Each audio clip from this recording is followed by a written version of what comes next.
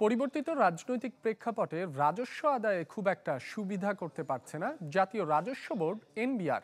চলতি অর্থবছরের প্রথম 5 মাসে রাজস্ব আদায় লক্ষ্যমাত্রার চেয়ে 42,238 কোটি টাকা কম বা লক্ষ্যমাত্রার চেয়ে 25% কম। আদায় হয়েছে 1,26,777 কোটি টাকা, যা আগের বছরের তুলনায় 2.5% কম। নভেম্বর পর্যন্ত সংস্থার আদায়ের লক্ষ্য ছিল 1,69,015 কোটি টাকা।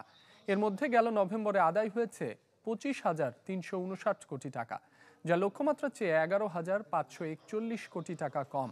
জানা গেছে, গেল 5 মাসে আমদানি ও রফতানি পর্যায়ে রাজস্ব আদায় হয়েছে 40,768 কোটি টাকা। 46,042 কোটি টাকা যোগ হয়েছে স্থানীয় পর্যায়ের মূসক থেকে, যেখানে আয়কর ও ভ্রমণ থেকে যোগ হয়েছে আরও 40,000 কোটি টাকা। চলতি অর্থবছরে রাজস্ব আদায়ের লক্ষ্যমাত্রা রয়েছে 4,80,000 কোটি টাকা।